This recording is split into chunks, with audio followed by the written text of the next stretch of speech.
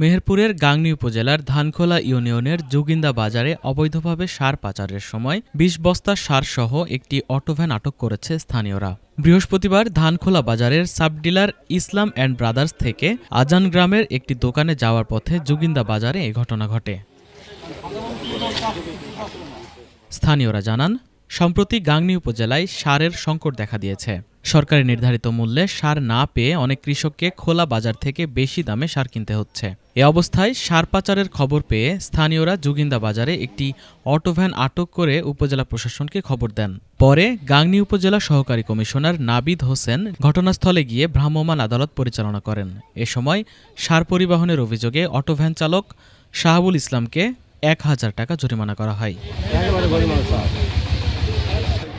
পরে গাংনী উপজেলা কৃষি সম্প্রসারণ কর্মকর্তা আরাফাত মিয়ার তত্ত্বাবধানে আটক করা ২০ বস্তা সার সরকারি নির্ধারিত মূল্যে স্থানীয় কৃষকদের মধ্যে বিক্রয় করা হয়। সার বিক্রয় ও জরিমানার অর্থ সরকারি কোষাগারে জমা দেওয়া হবে বলে জানান তিনি। আমরা সকালে ৯:৩০টার দিকে খবর পাই, স্থানীয় কৃষকরা আপনার যোগিন্দার বাজার বটতলায় কিছু অবৈধ সার আটক করছে। এই খবর পাই আমরা অফিস থেকে আসার পরে আমরা জানতে পারি যে মহিষাখোলা থেকে ২০ বস্তা সার নসিবনের ড্রাইভার উনি নিয়ে আসতেছিল, আজান নামক এক স্থানে যাইতেছিল। তাই মাঝখানে যোগিন্দার বাজারে স্থানীয় কৃষক ওনার কাছে মেমো চায় বা যে আমাদের যে ডকুমেন্ট আছে সেইটা দেখতে চায়, উনি দেখাইতে ব্যর্থ হয়, যার ফলে এই সারগুলা যে অবৈধ এইটা প্রমাণিত হয়। তারপর আমাদের সাথে যোগাযোগ করলে আমরা আসার পরে সরকারি যে আইন মোতাবেক আছে আমি সম্মানিত ইউনো মহোদয় এবং কৃষি অফিসার মহোদয়ের সাথে যোগাযোগ করি।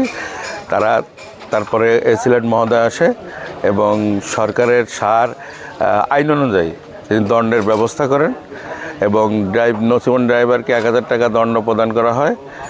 আর যে ২০ বস্তা সার পাওয়া গেছে বিভিন্ন ধরনের, এটা কৃষকদের মধ্যে ন্যায্য মূল্যে বিতরণ করা হয় এবং ওই টাকা আপনার সার এবং টাকা কৃষি অফিসের জিম্মায় দেওয়া হয়।